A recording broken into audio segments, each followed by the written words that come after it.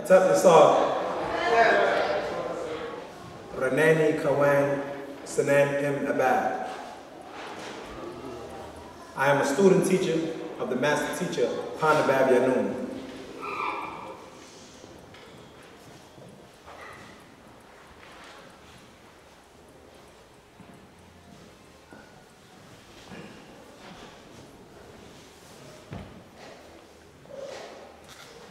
We are going to start with this week's lesson,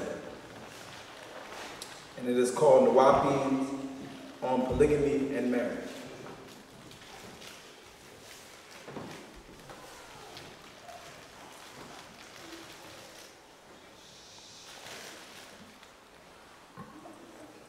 My beloved children, Nawabins of Wunuwap, many religions, culture, world over live by polygamy.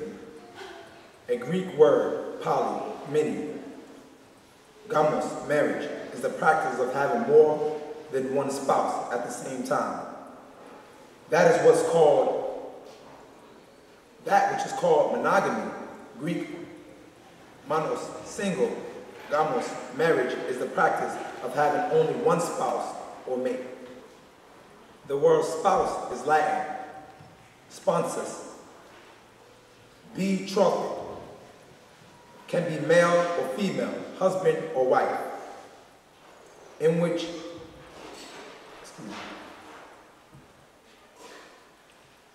in some cultures, such as some Indian and Tibetan, they allow one female to share brothers of the same family or have more than one male spouse at the same time. In European culture, it is only one spouse per marriage, while they allow their youth to have as much pre-marriage sexual relations as they choose. They give the legal age as 18 for the females and 21 for males. Yet in truth, the number is ignored by most of them.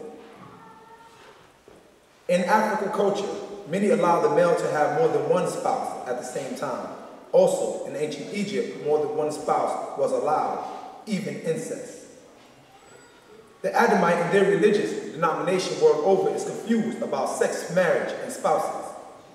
1, polygamy. 2, monogamy. Most today ignore the books of religion, the Bible, as given to Moses and other Hebrew and Israelite tribe, and ignore their laws for political and judicial laws set by Europeans and enforced in their courts by man, and ignore God's law. They now obey governments and administer their own kind of justice, and mortals called judges play God, Lord, such as term Supreme Court judges, supreme being. The Adamite mix their seeds with others and allow mixed seeds such as Paul to incorporate Roman and Greek theology, which was theoretical, that is limited to theory, no confirmed facts. The Greek for God or deity is single, theos, plural, theo. As you see, the word see theology is from the same root, theo, or in Latin, Dios, God. They play God or Lord over all who will accept their religion or political rules or dominion. Their mixture and confusion resulted in original Jews of Moses accept polygamy. The new Christians of Paul accept monogamy. The Muslim of Muhammad accept polygamy. Almost all three, there is some sect, group, and denomination who are confused mostly from a lack of being able to read the book Bible or Quran in the original language, only dependent on mistranslation that misinform. So you have many modern or modernism of three religions today and many converts: Mosesism, Jesusism, Mohammedism. Modernists who ignore original record laws and accept new reformed governmental laws. They wish they live under and live as monogamous. And that is one husband and one wife. Yet in most Western and European countries, the females before marriage have had many sexual partners called boyfriend, dates, going steady, and are not virgins, when married, and some married and remarried multiple times. Most have no knowledge or exchange of body fluids in genes or on the genetic kits. Most have no knowledge of the many deadly diseases and or venereal transmitted viruses, nor do they know the very word venereal is Latin, Venus, love, from venerate, Latin, venerare, to worship, as many, both males and females in youth, worship sexual pleasures, therefore offer themselves freely. Many become addicted by pornography, which arouses sexual desires and takes over the body by the brain power lust, an old English word meaning pleasure, and bodily appetite, which become overwhelming desires and can lead into all kinds of perverted conduct, even rape and murder. The Old Testament did not record sexual laws, only against bestiality, prostitution, and this was by accepting the Canaanites, Leviticus 19:19 through 29. Yet, before Moses, there was no laws of restriction or sexual behavior. Most who don't study don't know that according to Jewish books such as the Zohar, Adam had a wife before Eve named Lilith. Don't believe me? Look it up. So when annoying Christians make the claim that if the God of our Bible wanted man to have more than one wife, he would have made 2 Eves. Well, in fact, he did make 2 Eves and cloned many more from them. 1 Lilith, 2 Eve. Both had offsprings, making both mother of all living, Hawa, both translated to Eve, Genesis 3:20, strong number 2332, Shava, life giver. The God, or Lord God, who made Adam, did not reject polygamy. As you see in Genesis 4:19, Adamites or Canaanites named Lamech was a polygamist. He had 2 wives, Ada, Zillah. 21. So the Nadites, Genesis 4:16, were polygamists. No laws prevented it. Then the more shocking should be the statement, Genesis 6:2, that the sons of God. So this verse in part states that that God, or Hebrew Elohim gods, has sons, offspring, seeds. That has to mean he had a female counterpart, or they had wives to have birth to these sons of God, or sons of God. And remember, the Adam is called in Bible the son of God, Bible Luke 3:38, which was the son of Enos, which was the son of Seth, which was the son of Adam, which was the son of Theos, God. So God was Adam's father, and Adam was one of his sons. Who was the wife of this God, who was the mother of Adam? It's right in the Bible, the book of prophet Job 14:1. Man, Adam, that is born of a woman. If you could read the Hebrew text, you will be able to see what it really says. Man is strong, 120, Adam. So it reads not man, rather Adam. That is born of Hebrew strong number 802. Isha, female, wife, woman. That is very clear in Hebrew. Adam, that is born of a wife, one of God's wives. Just as you read in Genesis 6:2, that the son of God. Adam had a mother who was the wife of God, what she called his father, in which the Bible repeats it over and over, that Jesus was the son of God. He called father also. Matthew 3:17. And it states, and behold, a voice out of the heavens said, this is my beloved son, in whom I am well pleased. Mark 1:11, 9-7. And a voice came out of the heavens, you are my beloved son, in you I am well pleased. Then a cloud formed, overshadowing them, and a voice came out of the cloud. This is my beloved son, listen to him. Luke 3:22. And the Holy Spirit descended upon him, bodily from like a dove, and a voice came out of heaven. You are my beloved son, in you I am well pleased. John 8:42. Jesus said to them, if God were your Father, you would love me, for I proceed forth and have come from God. For I have not even come on my own initiative, but he sent me. John 8:23. And he was saying to them, you are from below, I am from above. You are of the world, I am not of this world. So God took physical women to birth demigods on earth. And God must have had DNA, chromosomes, the same amount of females to impregnate her. For a female to become pregnant, she needs the sperm of a male.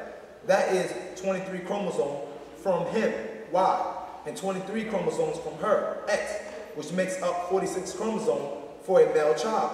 Some female humans and animals can birth without a male sperm.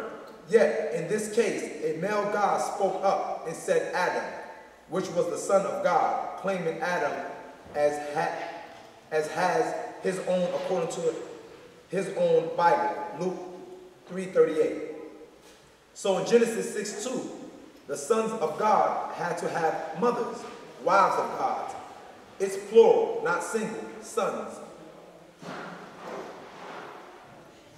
And these sons took the daughter of Adam for sex.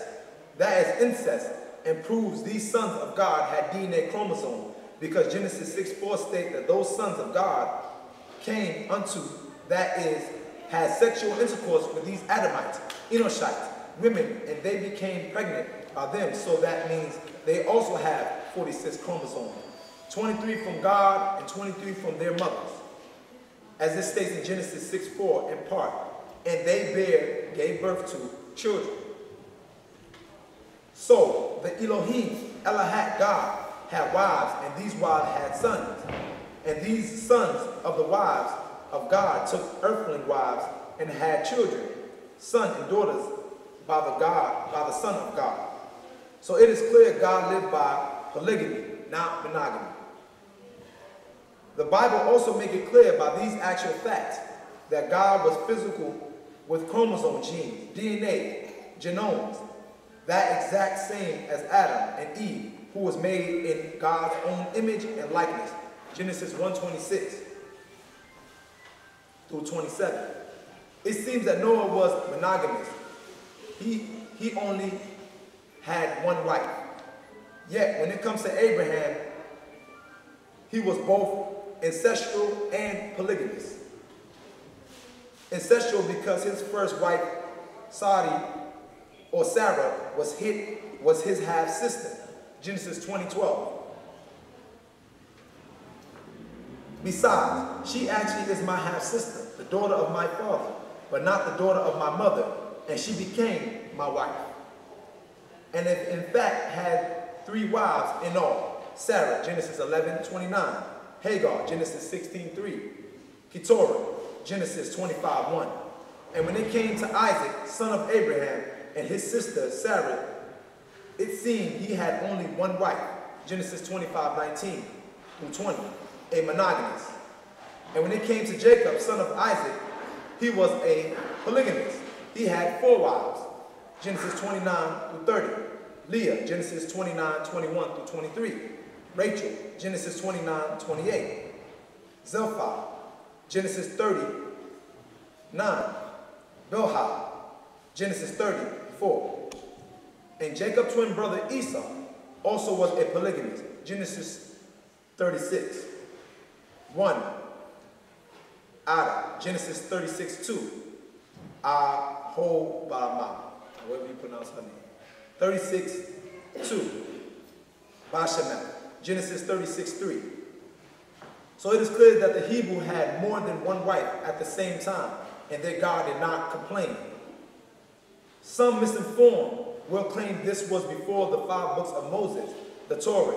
Yet even after Moses and the Torah, the 5 books and Tanakh, the books including the 5 books and the books of the prophets and other books of the Old Testament, the men of Israelite tribe took more than one wife, and their God, Lord, did not complain at all. So from Abraham to Isaac to Jacob, and his son was born Moses. And Moses had 2 wives, Zipporah and Midianite. Exodus 18:2. Jethro, Moses' father-in-law, took Moses' wife Zipporah after he had sent her away. 2. Kasaka, the Cushite. Numbers 12:1. Then Miriam and Aaron spoke against Moses because of the Cushite woman whom he had married, for he had married a Cushite woman. So Moses, the prophet, was also polygamous, and Jesus told his true followers that he did not come to change Moses' law. John 1:17, Matthew 5:17-18, Romans 3:31. So the laws of the Torah or the Tanakh are not to be changed or updated at all. Not one letter or vowel. Christians violate Jesus' own words, listening to Paul and some others. Then after Moses and his books, you have David and Solomon.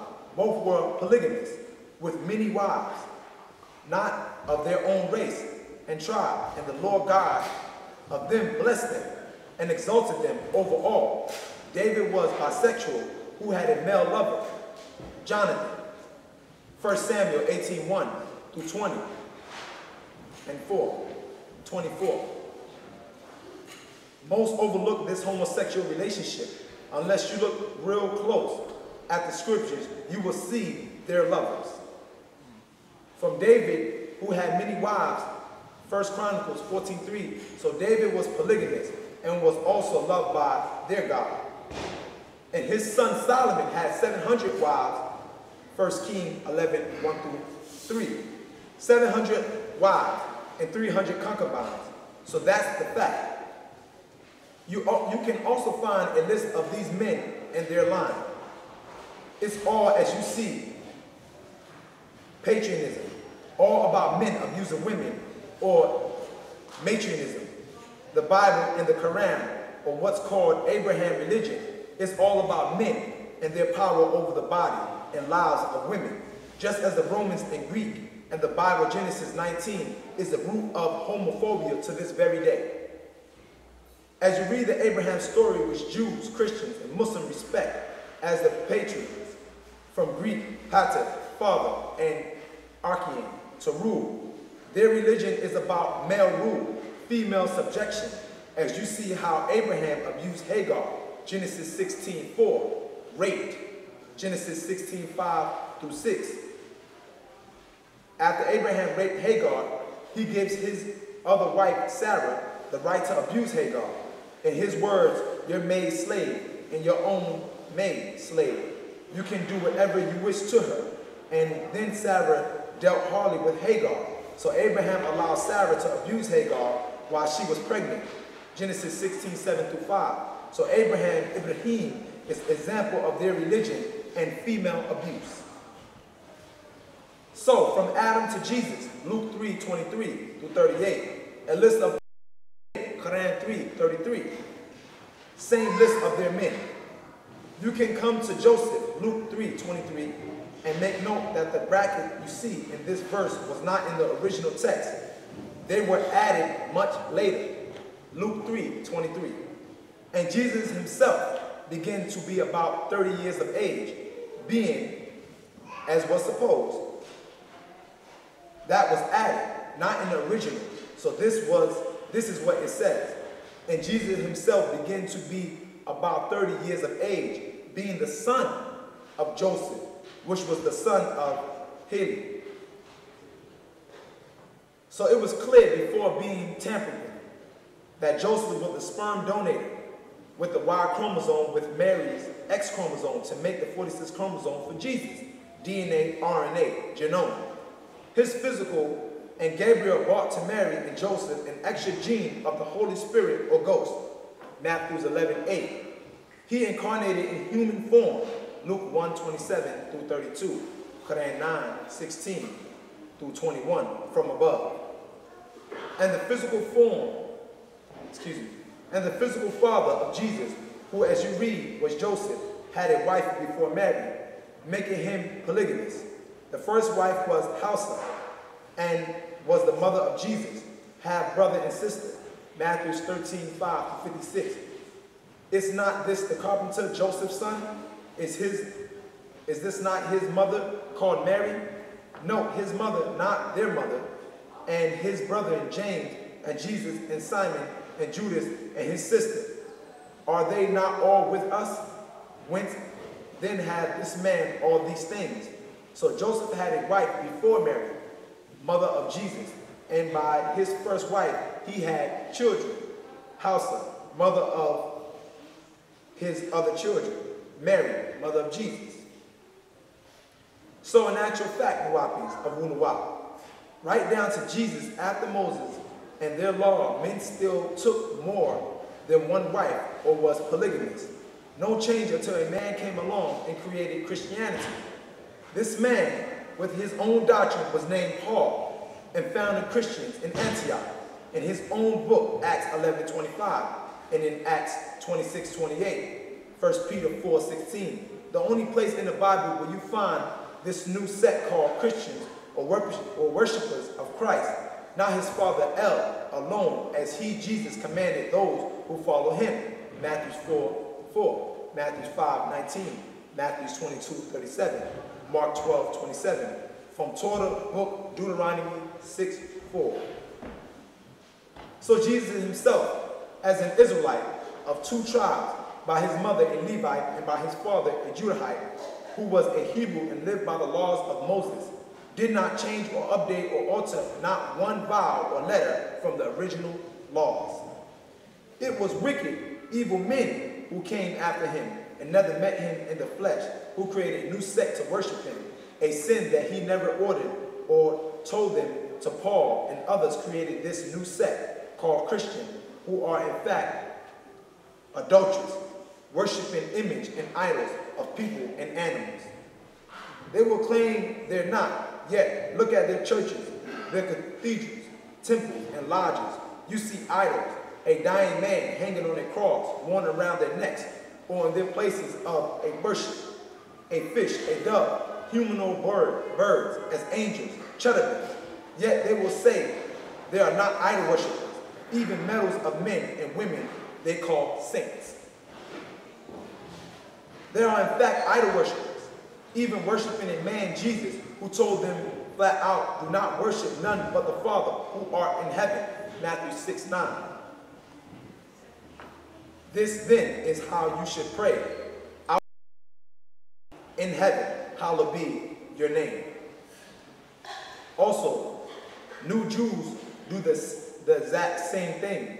They have lion, birds, snakes in their temples, synagogues, and Muslims use image in their artworks and calligraphy. I say that word? Calligraphy. Fallen angels, being as men, entered each and changed the original to what you see today of those religions. Today, new findings of lost books, stone tablets, scrolls found in Iraq, Jerusalem, Egypt, reveal stories untold before. Once in the Gnostic gospel found in 1945 in Egypt, which disclosed the fact that Jesus himself had a wife. She was Mary of Medellin. Book of her own gospel and gospel of Thotmos and gospel of Judas expose the fact that Jesus and Mary of Medellin were mates. They changed who she really was by translating Medellin from Medella, which is in Ethiopia. His wife was an Ethiopian they called a prostitute. They tried to change it now that her scroll has been uncovered, and others would state she was Jesus' mate, whom he kissed on the lips, something no devoted Jew male would do to a female that is not his wife or mother. And in Greek, wife and mother and woman is the same word, Strong 1135. June, woman, wife. Greek, June. So in John 2:4, Jesus said unto her, wife, woman, Hebrew Strong 1135, what have I to do with thee? Mine hour is not yet come. This was on his own wedding arranged by his mother and wife. Verse 5 make that clear. John 2:5. Hebrew Strong 3384. Mete, mother. Greek mete. So you see in one place wife and next mother. And you see in Greek word Strong number 2338. Romans 1:26. Thutmose. Greek thetlas, female, woman. So it is clear that was the wedding of Jesus and Mary, planned by his mother and his wife, which is the custom of all Israelites, Jewish weddings.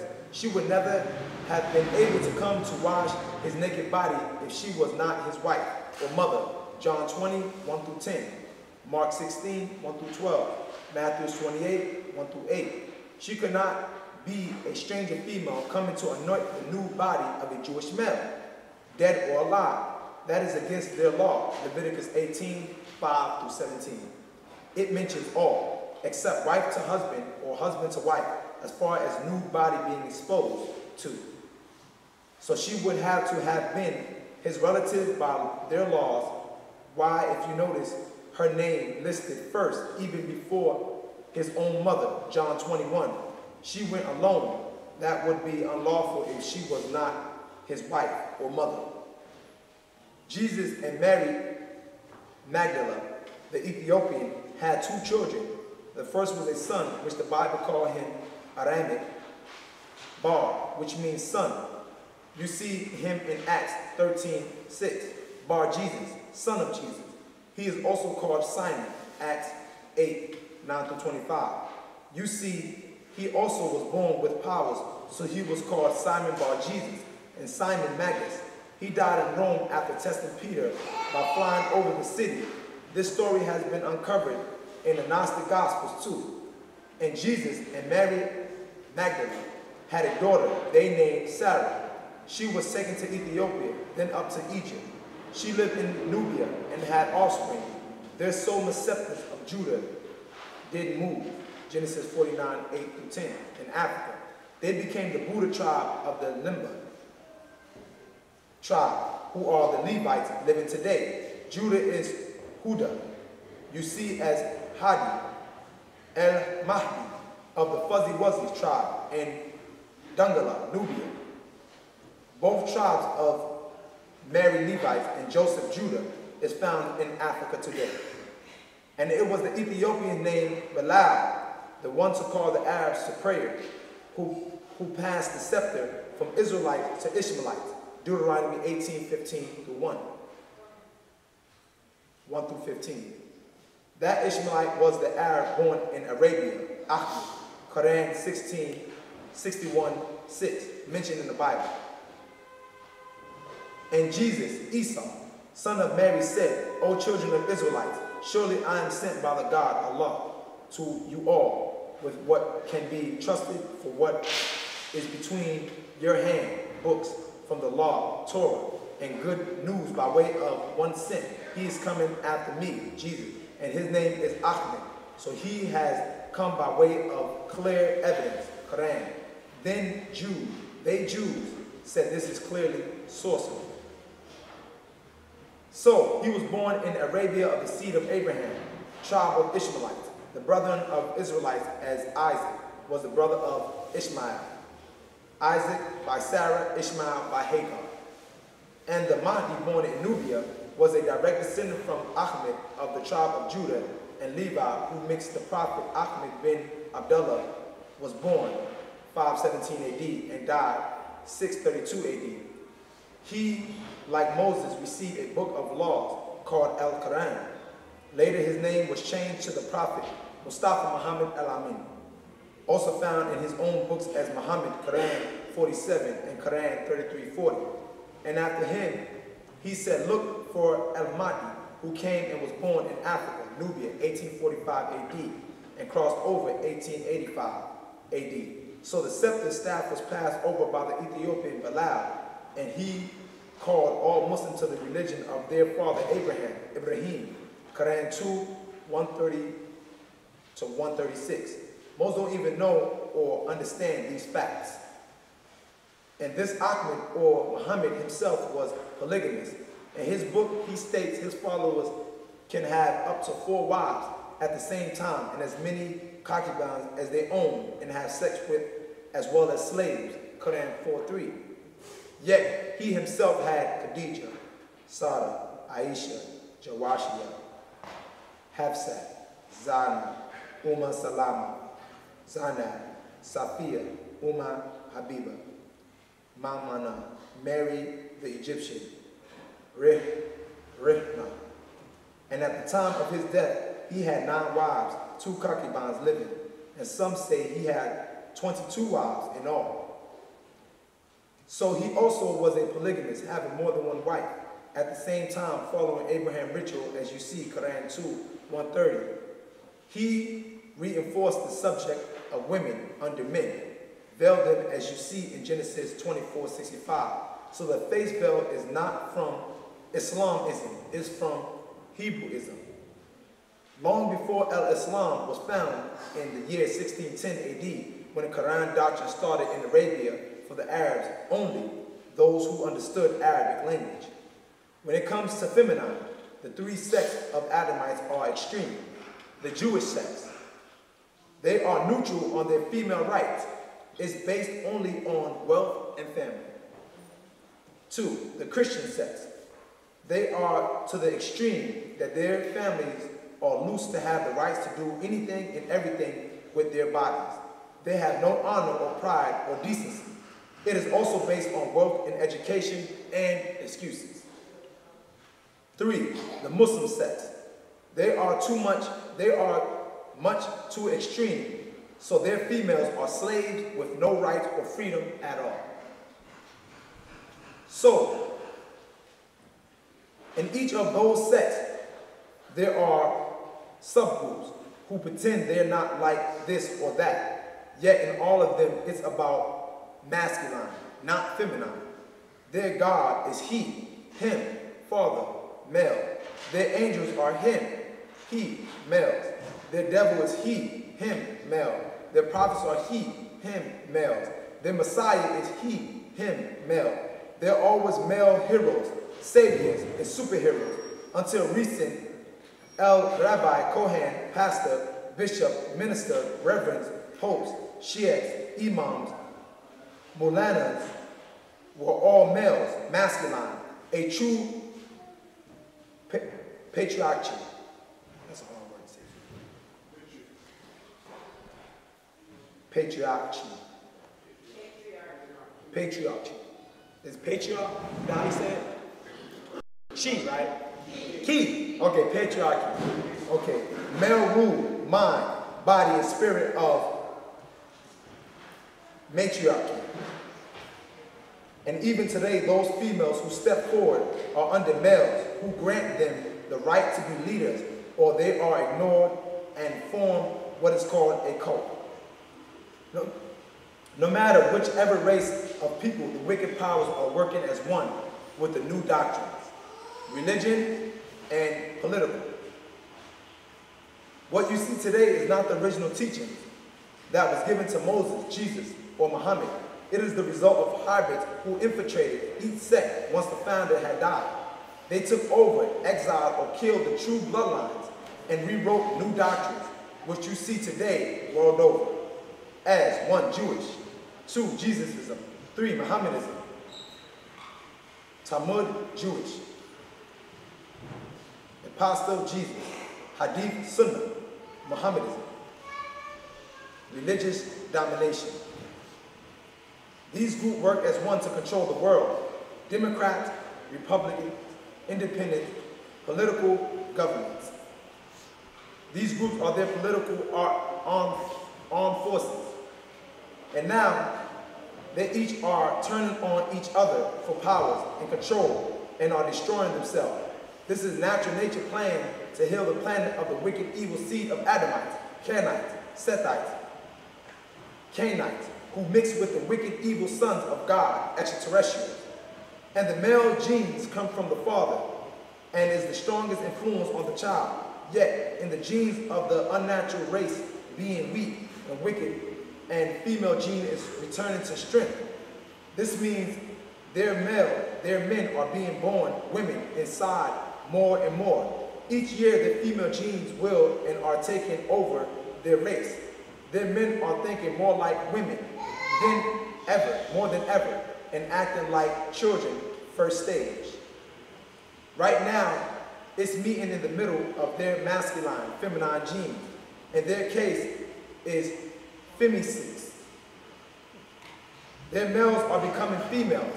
Now it's males going bisexual, to homosexual, to trisexual, to transsexual. This is why there is so much in the news about same-sex marriage.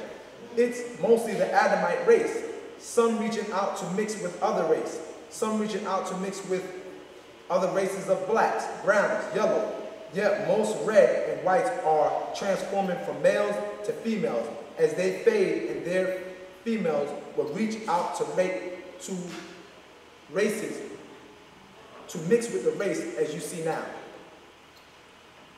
This is natural nature, way of healing the genes by fading them out of existence. As Unuwapians of Wunuwap know, if an Adamite female mixed with any other race, the child is now non-white by their own laws. This will help eradicate the cursed seed. Genetic powers in their etheric beings: 9 ether black, 8 ether Aborigines, 7 ether Indians, 6 ether Adamite females, 5 ether Adamite males. We as Nuwapians of Wunuwap look at marriage as one of the most important social rituals to set this planet in order. You do not find any marriage ritual detail in the Bible or Quran. Who married Adam to Eve? It was about just taking any woman, as in Genesis 6:2. They just came and took women, raped them. That is why you had no detailed ceremony, no ritual explained or laid out in the Old Testament, the Tanakh, the New Testament, the Evangelium, and the last Testament, the Quran. No marriage rights at all. We as Nuwapians of Wunuwap do not tell you who or what to sleep with or have a sexual partner. We respect that you are intelligent enough to make your own choices. We as Nuwapians of Wunuwap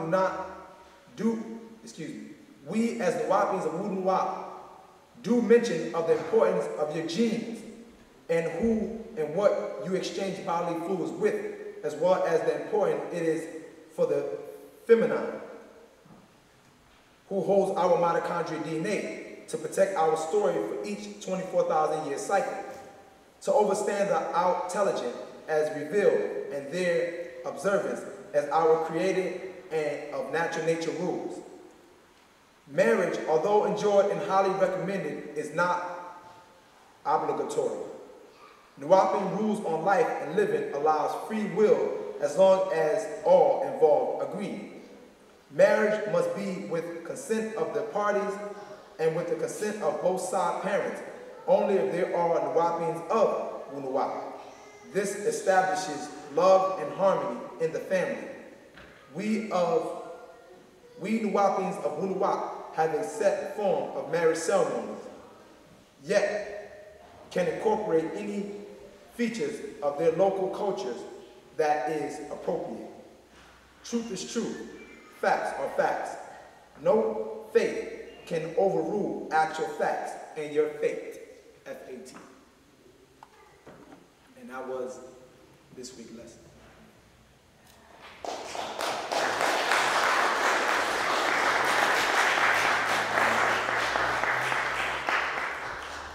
I know it's getting kind of late, so I'm going to go directly into the update.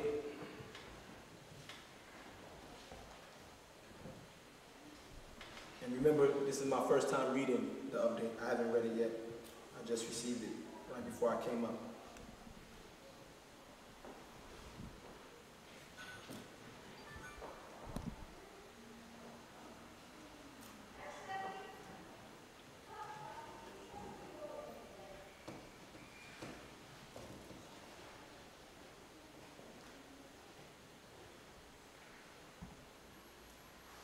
Just loading.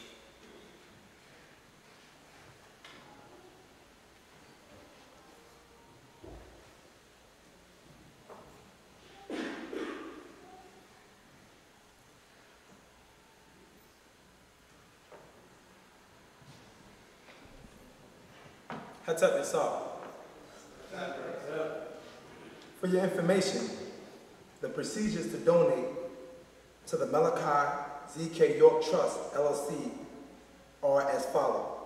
PayPal. For those who have credit or debit cards, We now have PayPal. Go to www.paypal.com, click send, and then type in SATRA_HOTEP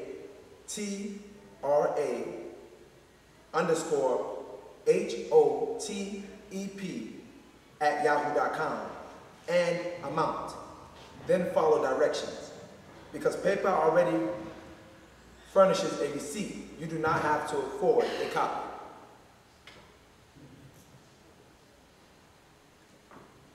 Bank deposit. This is a Bank of America account opened in South Carolina.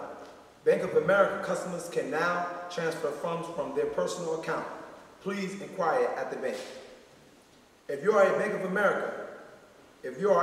America and you live in South Carolina, pick up a regular deposit slip, and if you do not live in South Carolina, pick up an out-of-state deposit slip. Fill it out with name of the account, Malachi Z.K. York Trust, LLC. Address, 1901 Main Street, Columbia, South Carolina, 29201. Account number, 2231-216111. Routing number, 053904-483. If you're at another bank other than the Bank of America, Wells Fargo, etc., please ask the bank personnel how to wire funds from your account to another account in a different bank.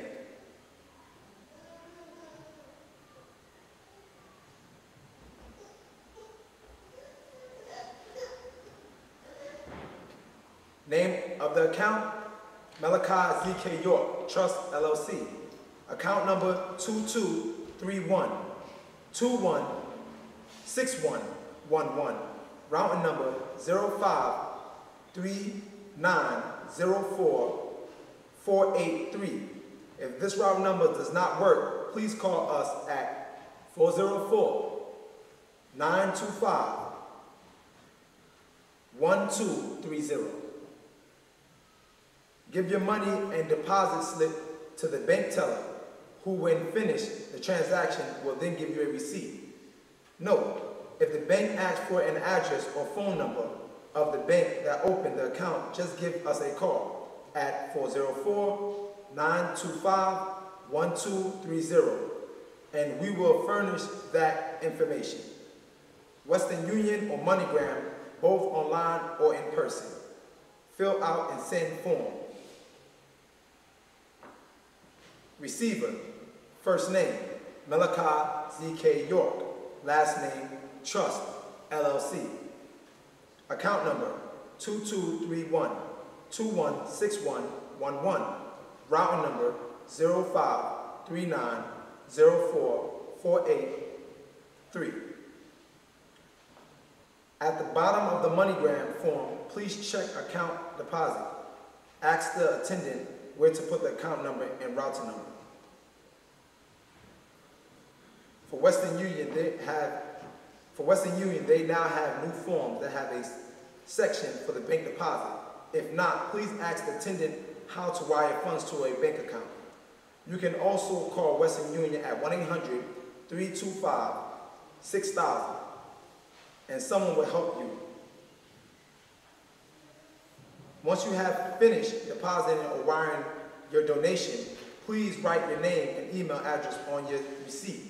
Take a picture of your receipt with your phone and either text it to 404-925-1230 or email it to SATRA_HOTEP@yahoo.com. It is a great thing to know that Paa Nabab Yaanuwn finally has the attorney of his choosing to take action on his behalf with his well-being in the forefront of their duties. Your assistance is most appreciated in bringing our beloved Paa Nabab Yaanuwn home. We thank you in advance. Hotep Bu Ashok, the legal action team.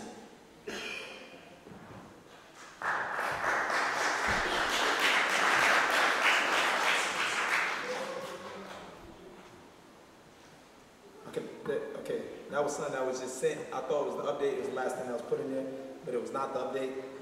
I told you I didn't read it, so I didn't know what was going to be. Okay. Update. 5/10/2015. 1. Does Adam have a navy? And what does it connect to? It connects to fetus in the 9th week. Therefore, that means Adam had a mother, and he was in a womb. He came from a woman. 2. Know the female and what was her name? I don't know.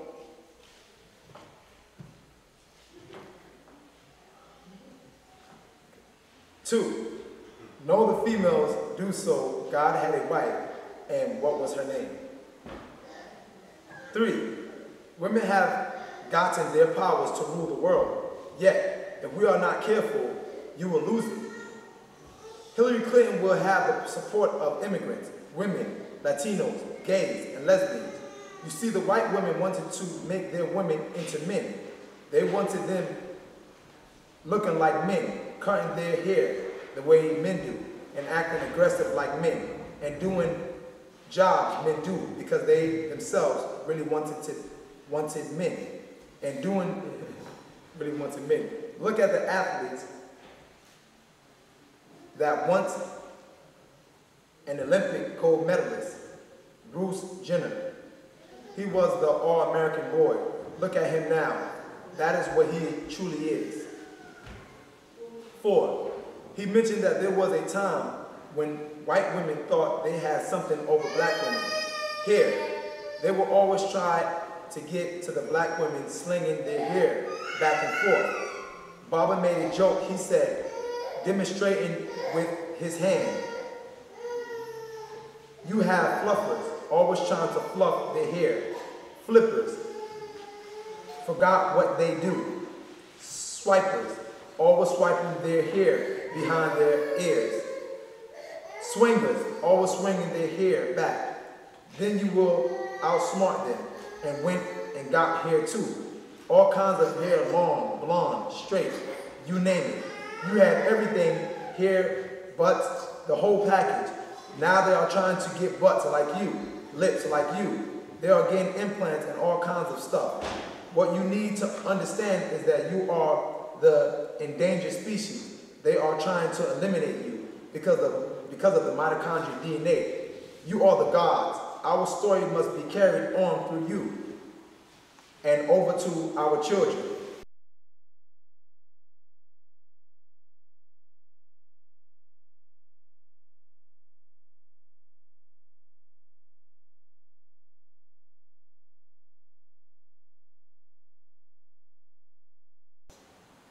Six, Baba mentioned that if it may sound weird, but we had the descendant of grasshoppers. This is from last week update. Remember the whole, I think it wasn't a grasshopper, it was praying mantis. Right? Baba mentioned that it may sound weird, but we are the descendants of grasshoppers. That is why it was the mosquito, dragonfly, ant, praying mantis that protected us. Malaria was the protection for the Africans to keep Blanco Americans from being able to come into the interior of Africa. So they had to stay on the outskirts, the perimeter. Mermaids that lived in the Sahara Desert, there was water in the Sahara before there was sand. 8, butterflies. When they first come out in the cocoon, they sit on leaves and let the sun absorb into their solar panel, which is their wings. 9, be careful when you call on your ancestors, because all other disembodied spirits are listening and will answer in their form of your relatives. However, they will appear different, perhaps disfigured. What you must do is call on the eldest ancestors first and ask them to protect their descendants so that the disembodied spirit cannot come through them. Then you may proceed forward. 10, technology has changed everything. Name your favorite record. Duh. There are no more records. Name something else. When you put on their uniform, they take on, 11. When you put on their uniform, they take on their form, and become soldiers. Sells their soul to kill for the military. 12. Tammuz name and Elul is on the Jewish calendar. 13. Tammuz came to Moses illuminated with radiation. He went back in and threw the 613 commandments down and broke them. 15. 60 Israelites went in, 60,000 came out, 600,000 came out. The first 400 years bondage, and the next was 430-year bondage. 17. Their God is Thor, came from the east chamber.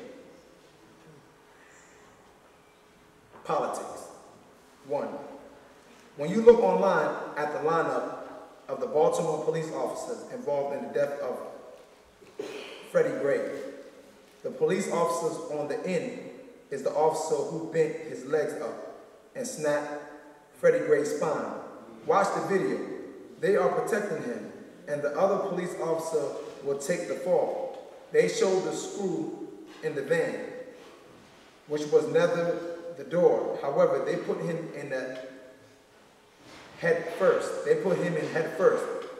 How could he have hit his head on the door? What was behind him? 2. They allowed the riots to continue. It was a drill. They are trying to see what will we do? Will we fight or not?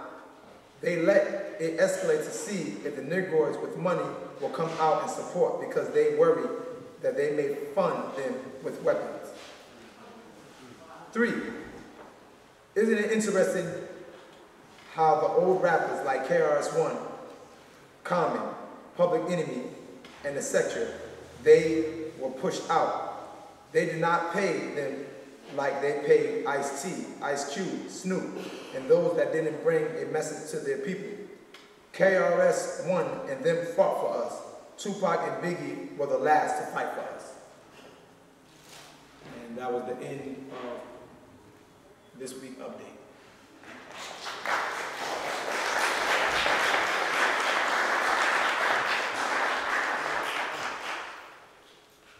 Any rereads, questions, concerns, comments? Do we have the mic? Got the system in front. What's that? Well, Paa Nabab Yaanuwn was talking about reaching out to your ancestors to protect yourself from disembodied evil spirits. You're supposed to reach out to the elders' ancestor. Okay, my question is, how do you do that if you don't know, you never knew your elders' ancestor?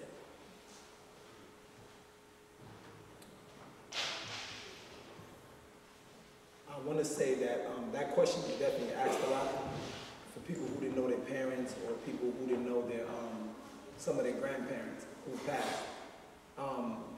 And one of the things that Paa Nabab Yaanuwn mentioned was that they are in you. Those particular ancestors are in you. And that's one of the ways that you get in contact with them. They are actually inside of you.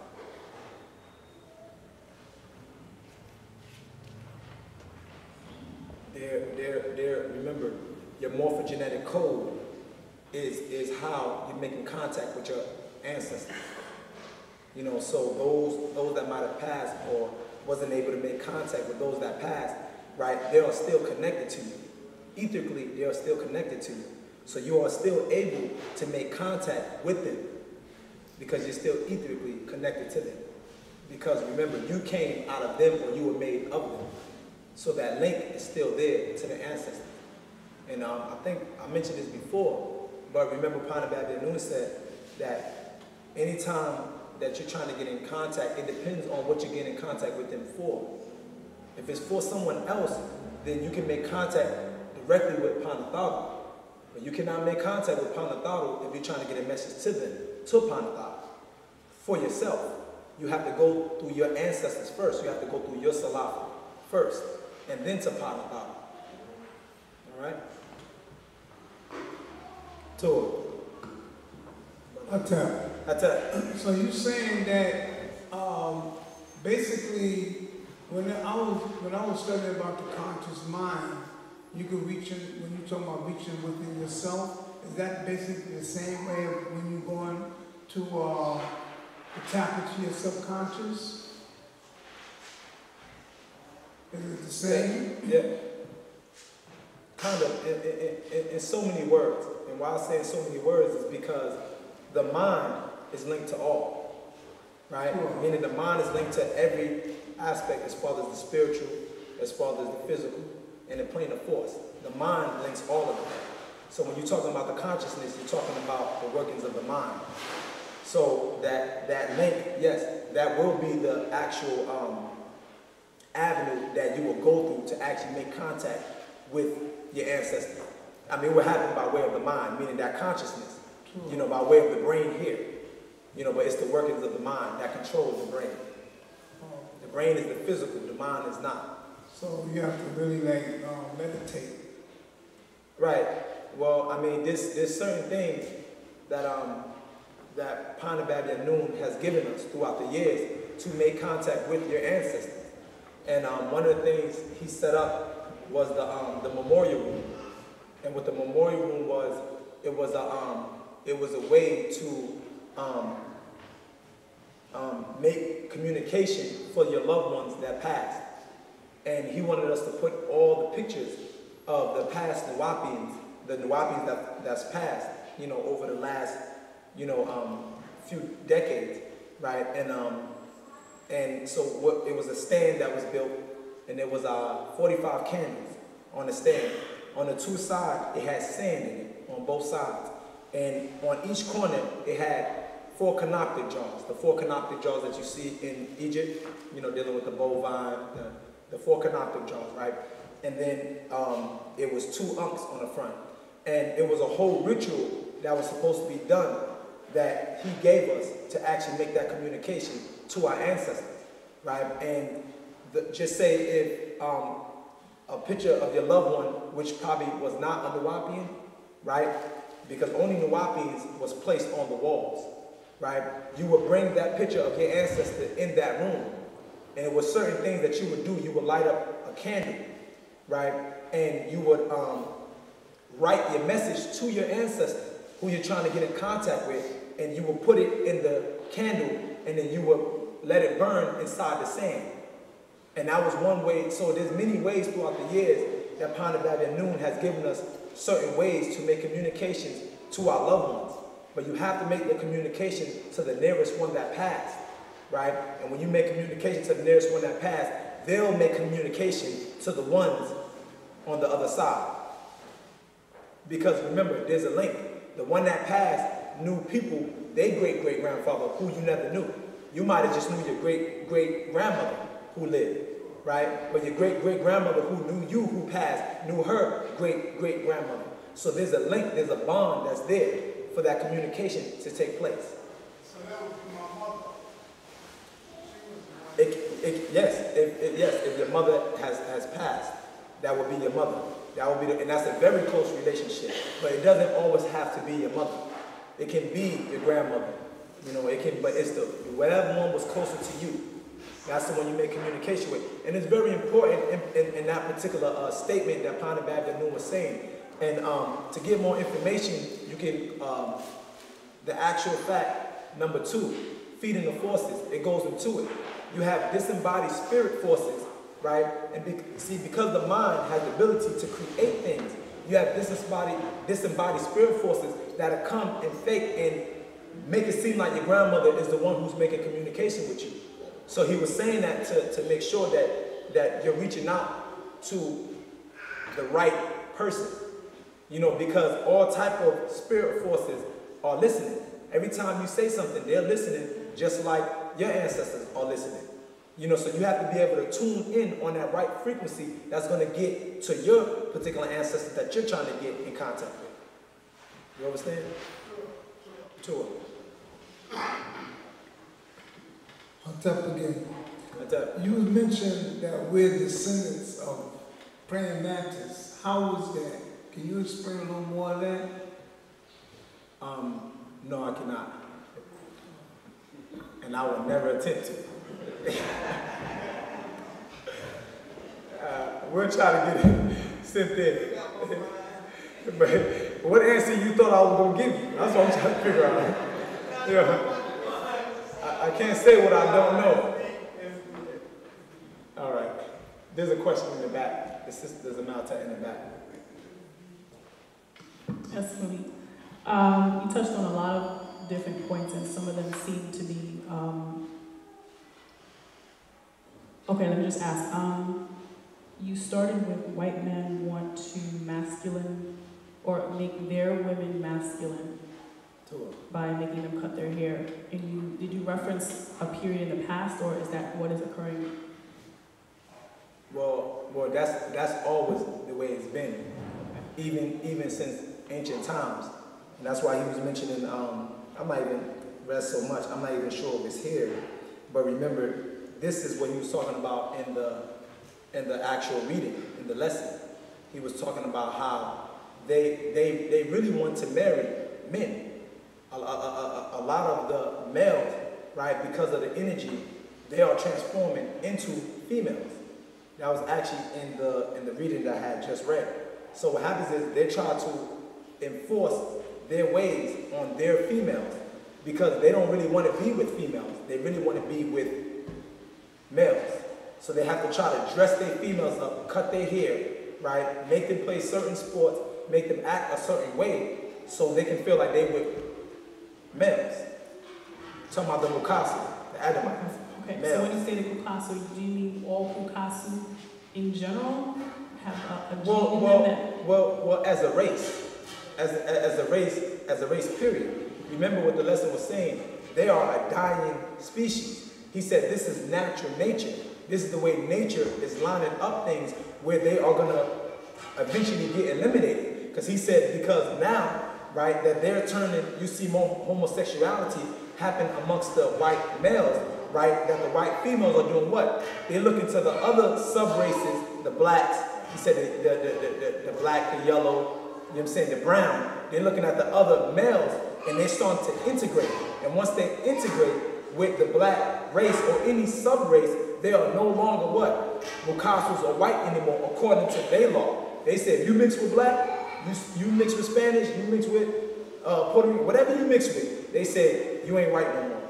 So he was saying that that's natural nature, natural law to wipe them out of existence because their time is up. So he's saying the women is turning and then you're starting to see more interracial mixing and the males are turning gay. So that's eliminating the males first and then eventually the females will only breed sub-races.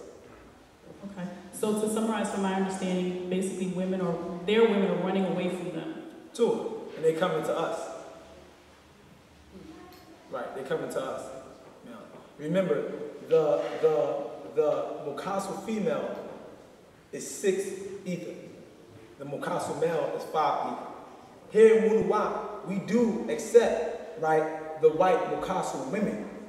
Not saying that we should mix in with them, but we do accept the white Mukasu women. We do not accept the Mukasu man. Being that we accept the women is because she still carries the mitochondrial DNA. Not saying that you go mix your genes, but she does carry mitochondria as well. So that's information and she can lead you back to... Remember, the genetic kiss, right? Actual fact 109, right? The white woman has a chance to be saved, right? But the male would have to give his soul, he would have to give his essence up to her. That's why a lot of time when you see the intermixing between a black male and a white woman, she acts black. Because those genetic, that's a real transfiguring, that's a transformation that's happening in her because she has the ability to absorb because she has mitochondrial DNA. And that's why when you look at her, you like, yo, she act black. She walks black. She black. You could tell a Mokasu woman that mixes with a black male without her even standing next to a black man. You like, she like black guys. Just off the muscle. You know, so can't believe I just used that term. That's my term. Off stage. Well, also. Did that answer your question?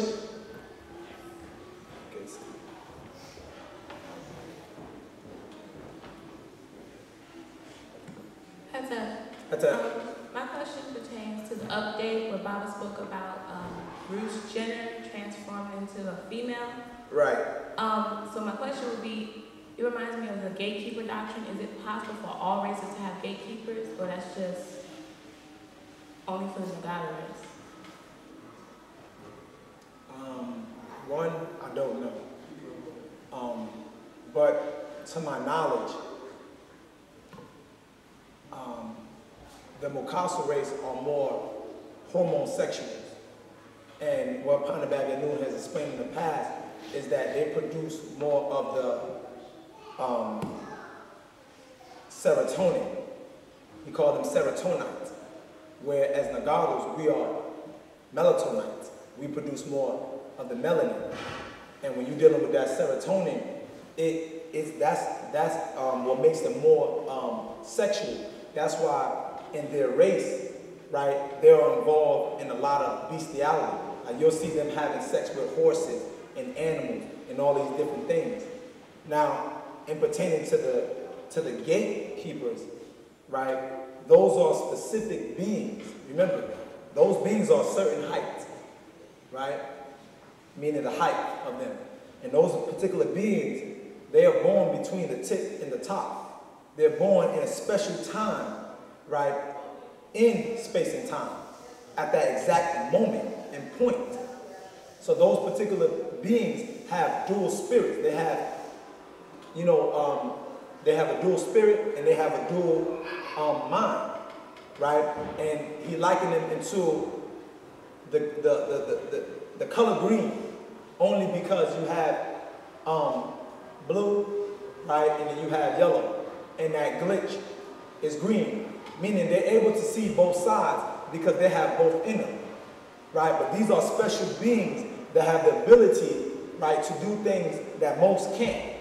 Now, there are different things in different situations that have the abilities to happen, meaning when a woman is pregnant, right, during gestation period, right, so between the weeks of 6 to 16 weeks, right, she can be producing more testosterone, right, and that can have an effect on that particular child. And that child can come out seeming a little funny.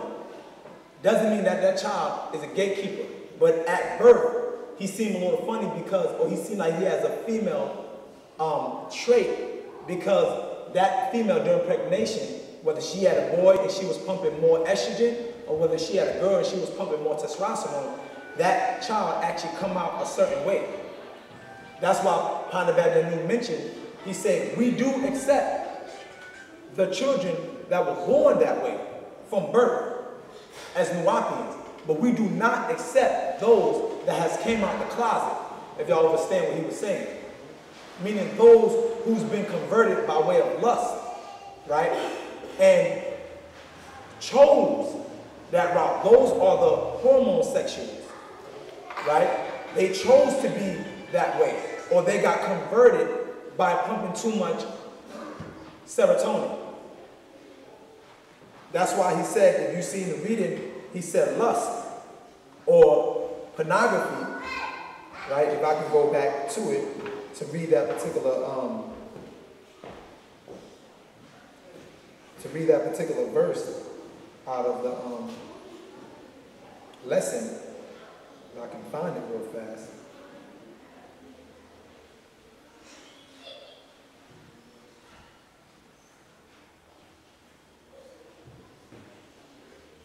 He said, and many become addicted by pornography, which arouses sexual desires and take over the body by the brain power, lust. Remember, lust turns people into lust stirs.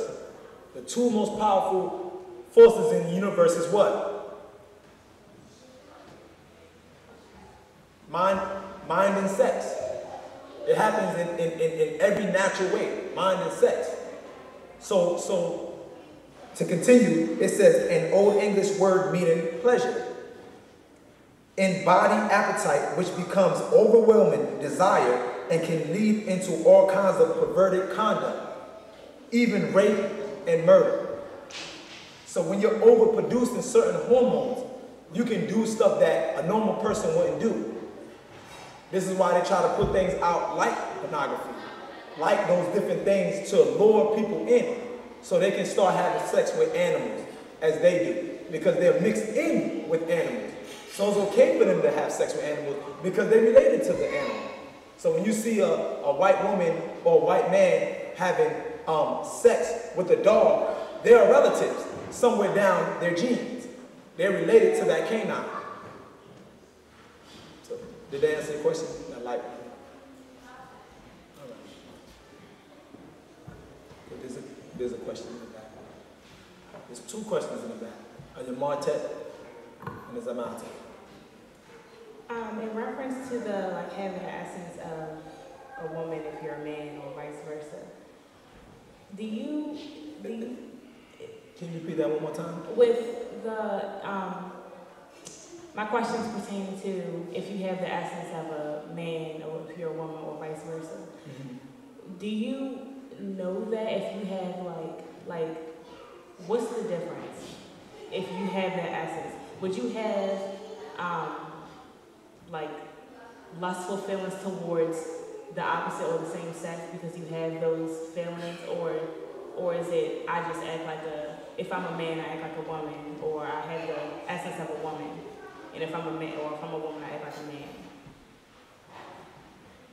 Well, it depends, and it depends on whether a woman has a male spirit inside of her. And there's certain examples that Paa Nabab Yaanuwn gave us in the past, right? And one example that we always bring up is Akhenaten and Nafortwitwi, right?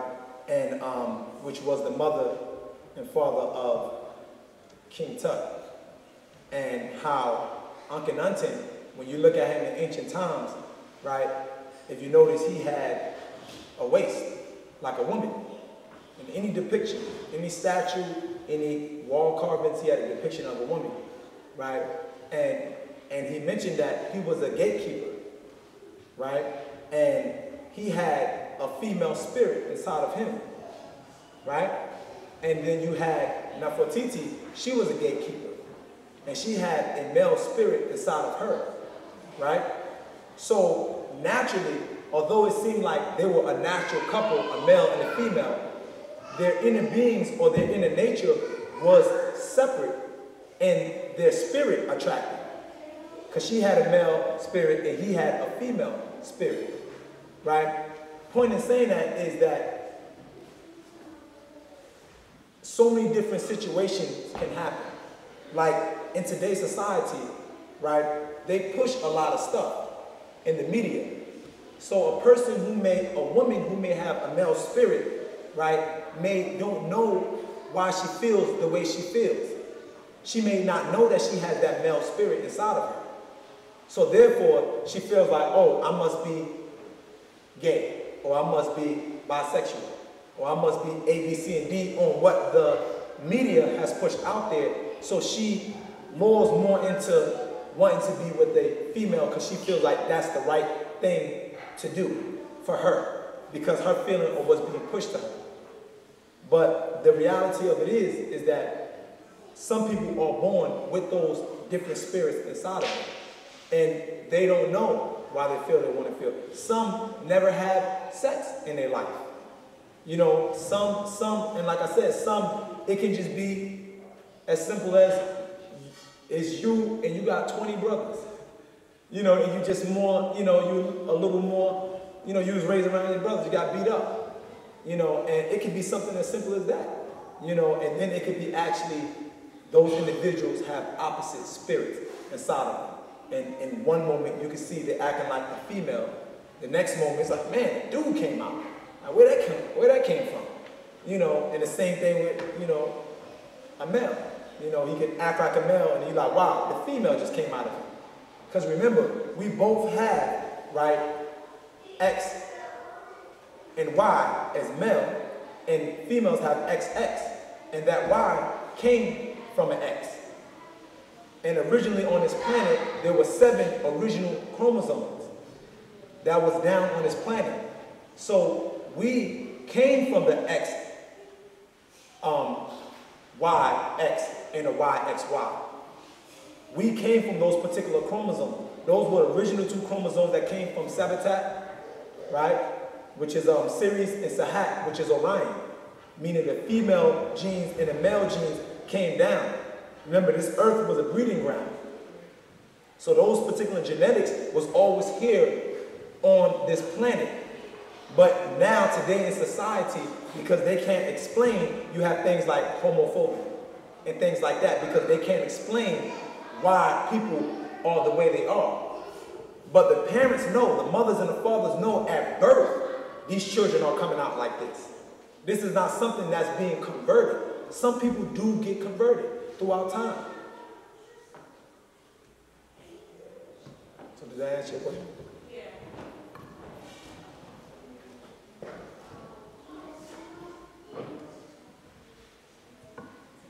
Imhotep.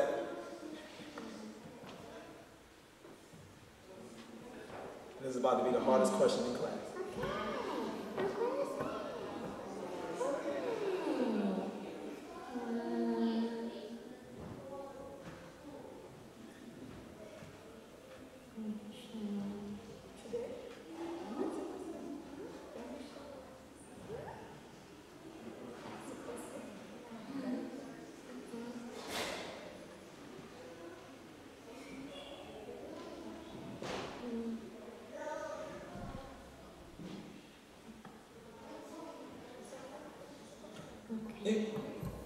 While she's figuring that out, right? I was just thinking about something that was real interesting based upon the last question you asked, Zamaltek. I was watching a program, and y'all might have seen it on TV. I don't watch much TV, but I was watching a program, and it was this relationship between this female and a male. It was a white woman and a black male. And y'all might have heard of the show. It's like, I forget the name, like some weird, like when strange phenomenons happen between people related. I'm not sure the name of it, right? And pretty much, she found out, it's like when people found out that something is weird, like wrong with them, you know, outside the norm, right? And she found out that she had a different chromosome. She had an extra chromosome. And it was a woman. And she found out that she had a Y chromosome. And so when she was born, right, what they were showing on the show is that she never developed her mammary gland. She never developed that. And, you know, and they were showing how her mother was like, it's gonna come. So she went past the puberty stage. You know, she was 19 and nothing was happening. So she was like, okay, I may need to check to see what's going on. You know, and they gave her a check when she was a certain age, right? And then she came back and they documented the problem, right? But they never told her what the issue was, you know, and she actually found out that she had an extra chromosome. You know, so a lot of times they don't make it. And that was the first time I seen on TV where they actually said that there was an extra chromosome involved. And my point of saying this is that they don't make it public record, right?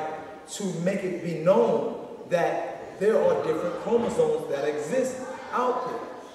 Because the next question is, where did those chromosomes come from? Because it's within the DNA. And the DNA is the blueprint. So that means that chromosome or that strand that came down had to come from either the mother or the father. So that means it was there, it existed within the genetic line. And they don't have the answers to that. They don't have the answers of why it's different. Why? Because DNA is a foreign substance to this planet. DNA is not from this planet. You know, that's a known fact. It traveled on this planet by way of panspermia. It came on comets and things like that hit the planet, and it's seeded. This planet was seeded by DNA and RNA. It was not something that's here. That's why so much different DNA that's not found. So they can't explain all the different blood types and all the different prototypes really of people that's there, because you have so many different mixtures and so many different extraterrestrials that was coming down here mixing, that you have all these different type of beings that's out here. And you see some people growing 2 legs, some people growing 2 arms, 2 heads. Because you have different beings that exist within that gene, and you'll see it happening to the same race of people. But they don't want to say that extraterrestrials exist. They don't want to say, well, it's something outside of just the XY and XX chromosome line. They don't want to tell me and you that. Two.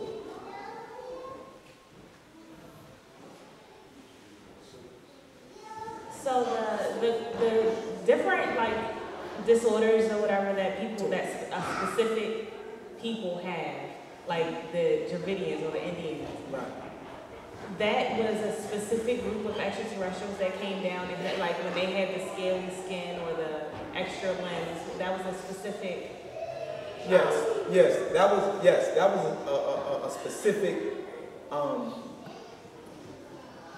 group of beings, you know, that came down from Nirvana, right? And those particular beings you see in the religion of Hinduism, right? Or you see in East India, you know, and you'll see those particular, their gods, right? And they're on the walls that they had, like, you know, Krishna, Brahma, and all these different gods, right? They had those different arms and different legs.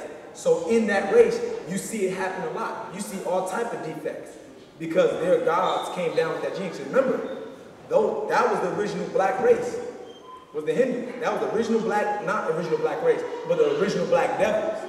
Remember, they was here billions of years, that particular race. You know what I'm saying? We was born, and we came through by way of the waters, talking about the Nagawas, the Nubians. But we were the first to race here. They go as far back millions of years. You know, so those beings came from other star systems and was here, and they breeded. But that genetic code is still going around. And it may not show up in you, it may not show up in this person, but it may show up in your grandchild, because it's still carrying that code. Got a question in the back? I have a 2-part question. Okay. Hold on. Okay, let's prepare. This is a setup. I just want to let y'all know that this is a setup. 2-part question. Go ahead.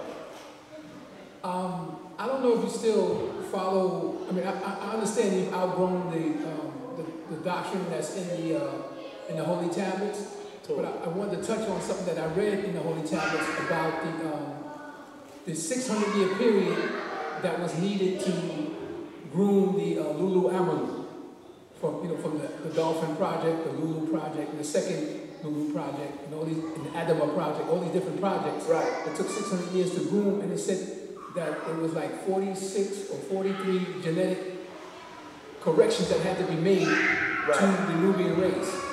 The first question is that still valid? Do these corrections have to still be made? And the second question is, if I contact my Salafu, which is my oldest ancestor, which is my grandmother, and she get in touch with the Nazdaru for me, will that enable me to tap into my psychic powers or genetic inheritance so that I can make things manifest according to the law of attraction, make my goals manifest on the physical plane? Okay. Okay, now the first question, I almost forgot. Okay, the first question, right, is yes, the corrections do pertain to us, right? But know that the Adamites that was talked about is the ruddy, blush, pale race. that is the Adamites that was being talked about, right? Paa Nabab Yaanuwn has took us through many schools.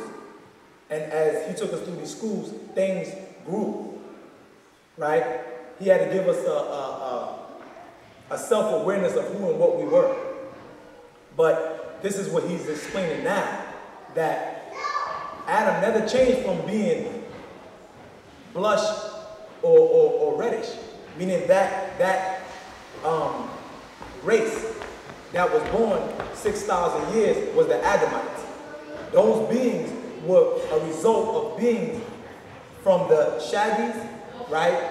And from the Anunnakis that came down and took, when it says that they came down and they took the daughters of, right, Adam, Seth and Enos, right? And they raped. The result of those children, right? When the giants came down, when the Nephilims came down, right?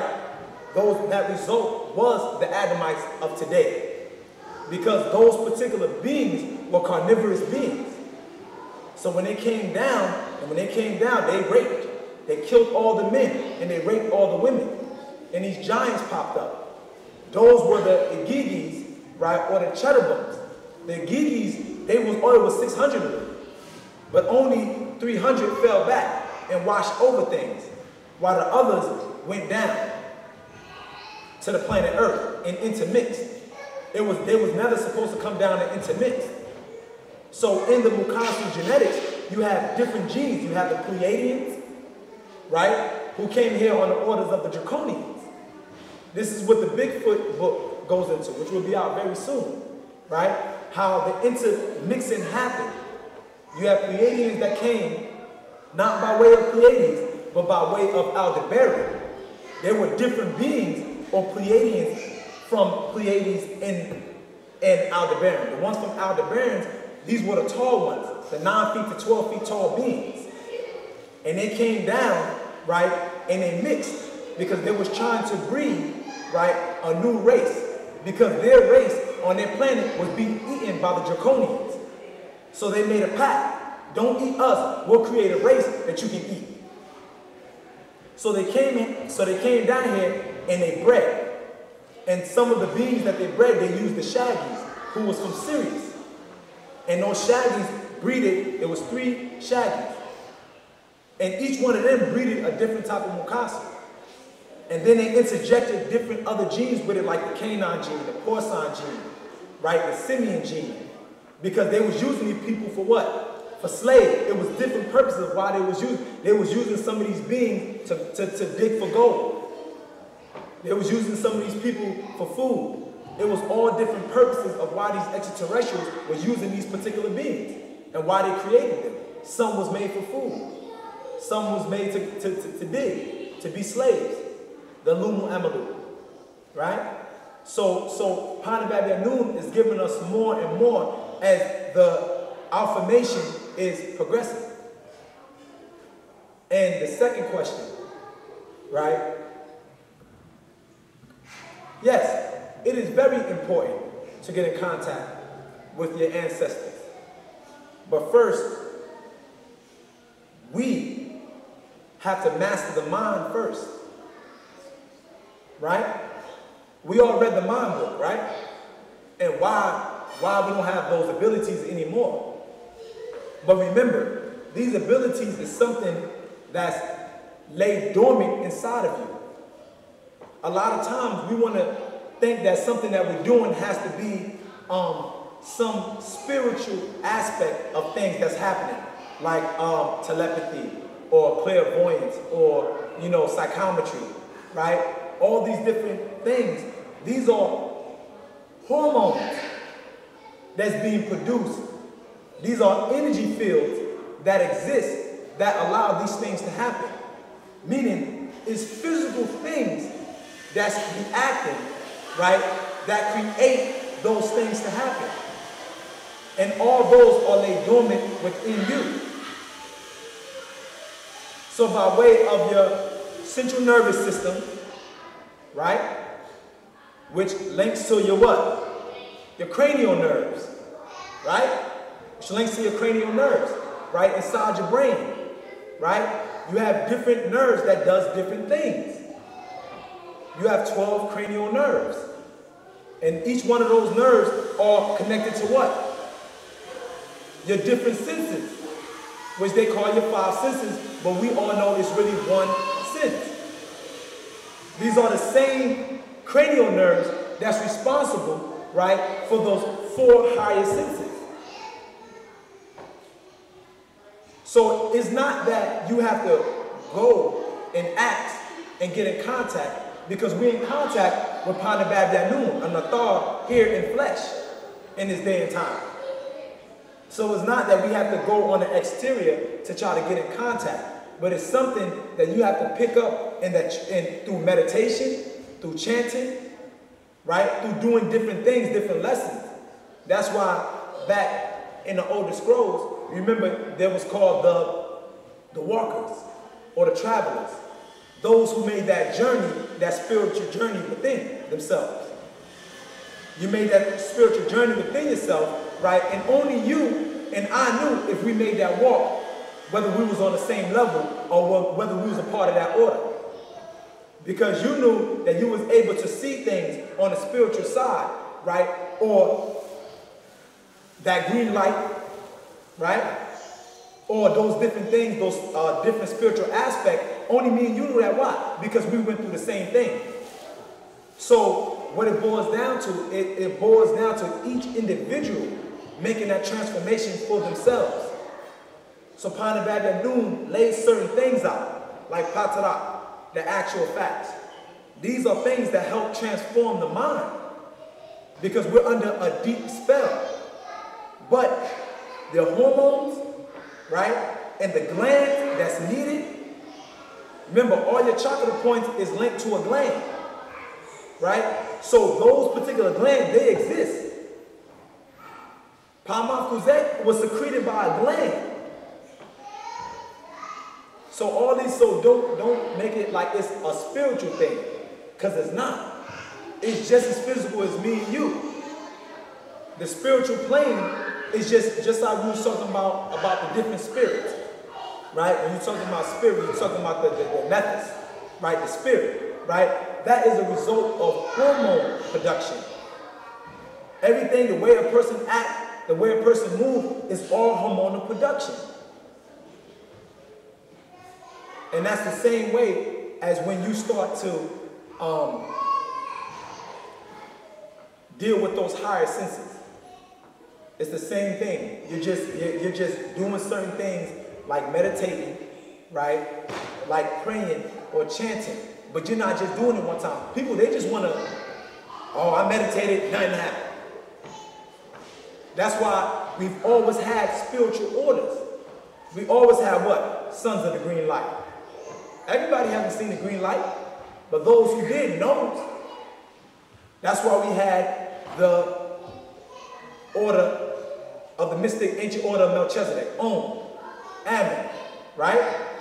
And then we have what? Now, the ancient Egyptian order. And in each of those orders, it was dealing with who? You, as an individual, making that spiritual journey, making that path, that spiritual path. To make contact with the ancestors. Because me and you can say, I'm going to go talk to my mother right now, who passed 10 years ago. Or my great-great-grandmother who passed 10 years ago. Me and you can't do that right now. But does not mean that we don't have the abilities or the glands to do it. So Paa Nabab Yaanuwn is here to give us those formulas. But we have to, it's a formula. You have to put different things together to create a reaction. It's chemistry. It's alchemy. These are the signs that he's coming to give us. But it's up to us, each individual, to actually do that on their own path in their own life. Because you are the center of your reality. No one else is. This reality is real because you exist, not no one else. So it takes a spiritual God like Paa Nabab Yaanuwn, who's able to make contact with those particular ancestors at will, because he's open to all of the ethereal planes.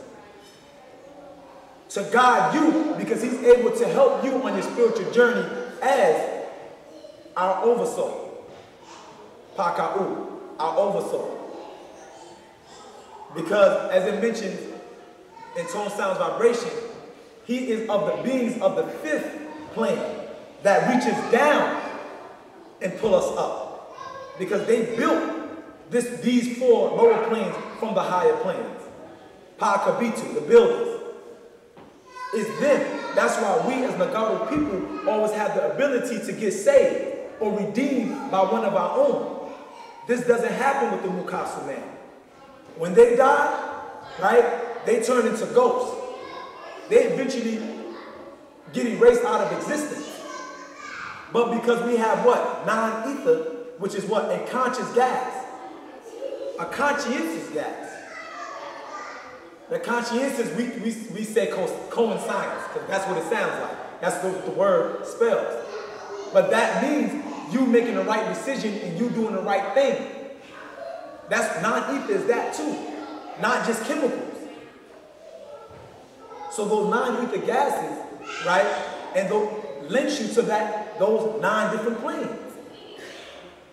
And you may not be conscious of those planes like Paa Nabab Yaanuwn is, but when you pass onto the higher planes, when you pass from, or you shed this physical body, right, then you'll be able to move up. And those beings will be able to bring you up because you're of non-ether being.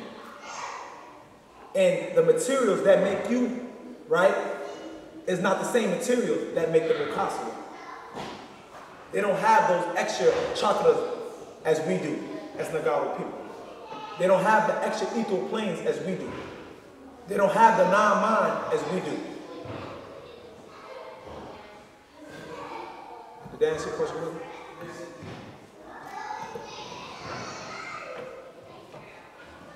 Do anybody else have any more questions? No more questions? Okay, we got a question.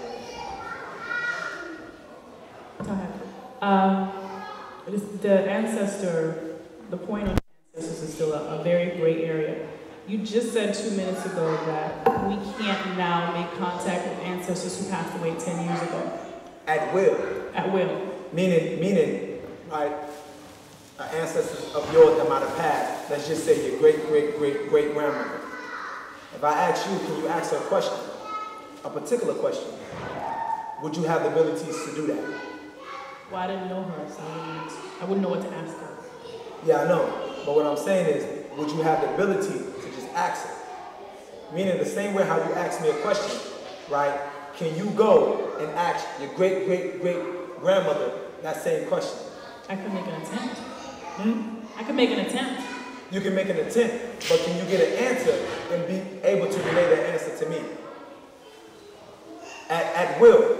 Meaning, can you have a full conversation with your ancestors that has passed? A full conversation, meaning you're getting a response and then you're giving a response. No. Right. That's what I was talking about. And I was saying that in pertaining to Paa Nabab Yaanuwn Ken. He's the type of being who's able to go on a spiritual abode or the spiritual plane or that frequency and make communications with ancestors that has passed. I'll give you an example of one of the latest examples that happened in the visit with my mother-in-law, right? Paa Nabab Yaanuwn, I don't want to say this wrong.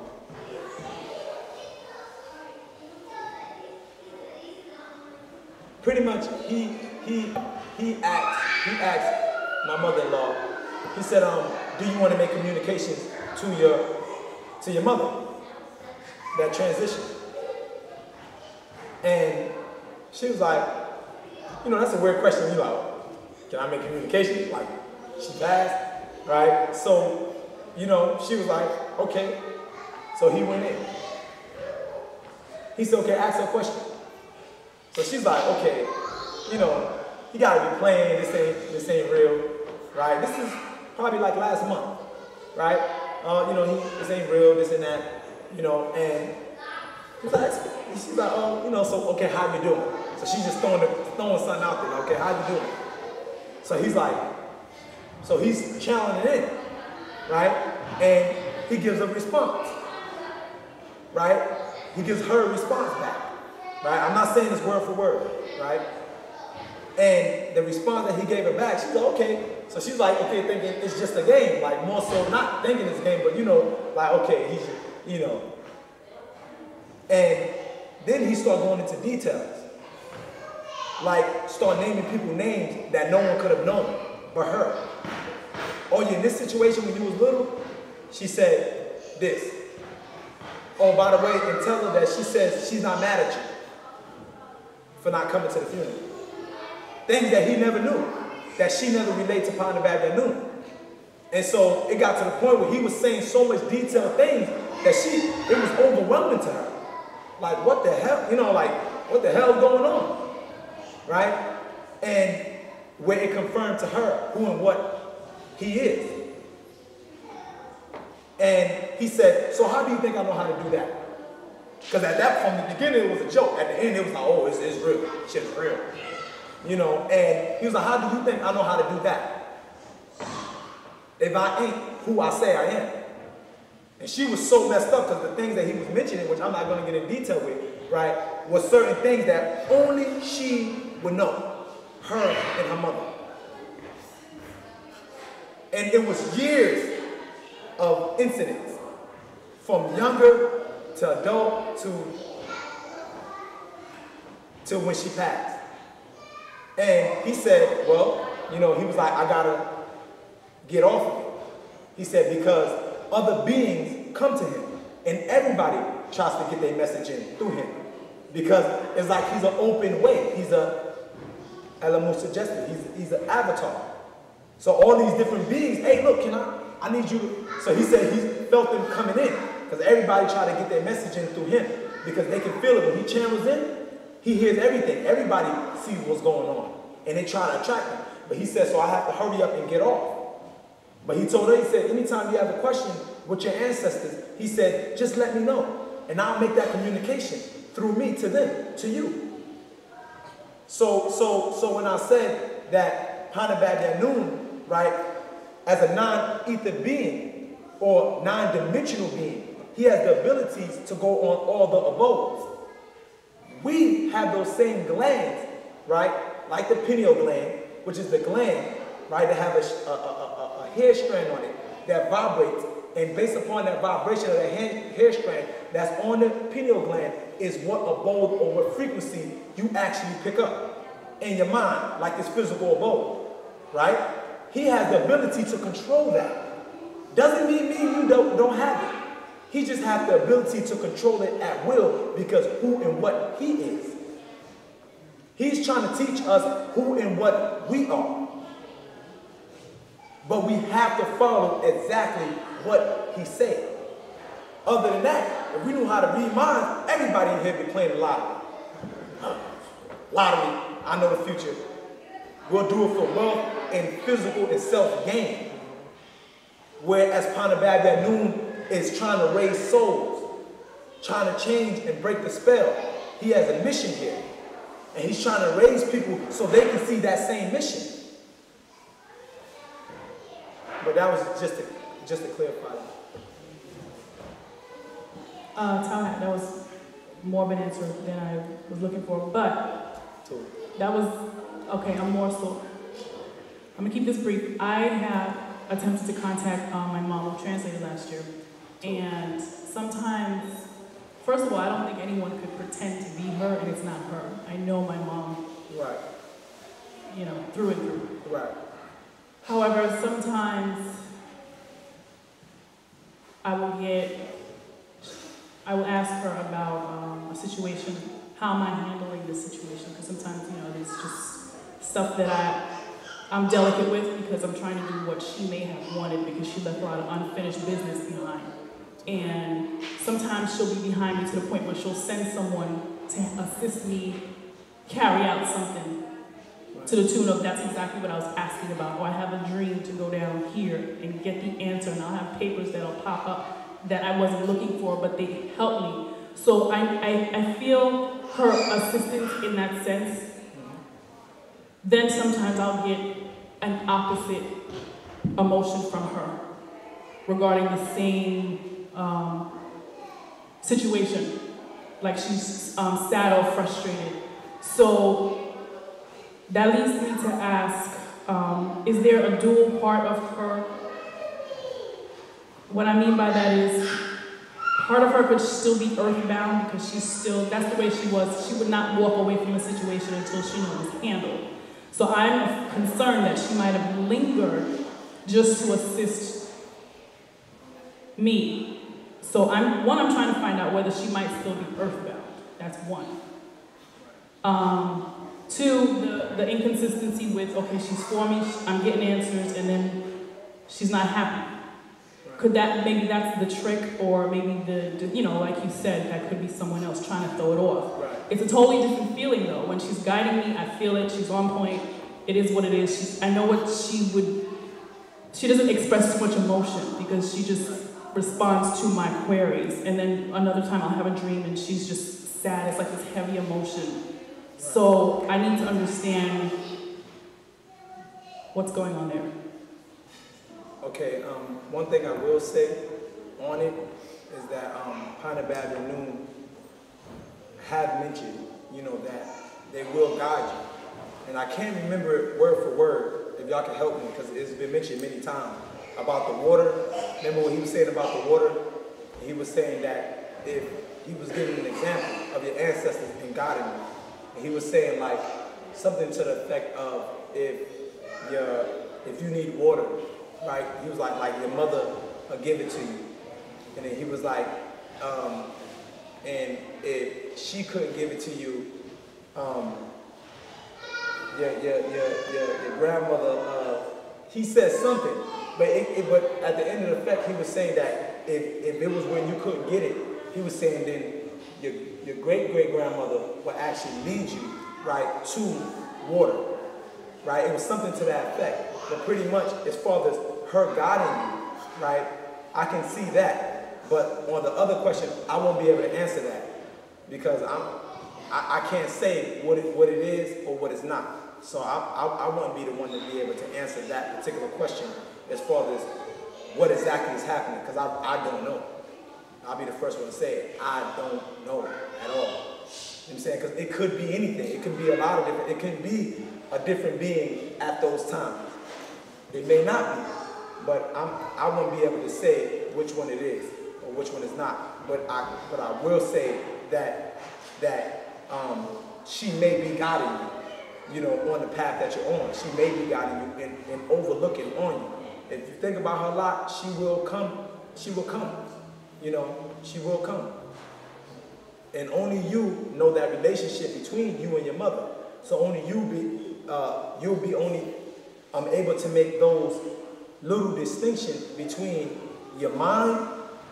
You have to remember that. Saying one thing, you have to remember the mind creates all these different illusions, right? And then other disembodied spirits, right? And then her. And that's the only thing I can really say on that. All right?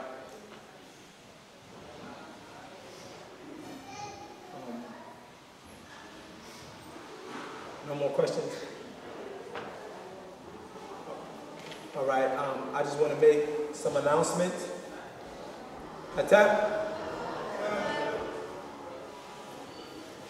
Any females and males aged 48 and older who are interested in becoming an elder on the Supreme Grand Council of the 24 Elders, please see Kamtat M. Hatar Itinerary at the end of class. And remember, you saw, we mentioned this last week, but we didn't see nobody. The Saway class, our cultural dance, right? We have all the instructors here, right? It's from 12 to 2. So bring your mates, bring your daughter, bring your son, right? And come to the Saway class tomorrow morning at 12. All right, that's all I have.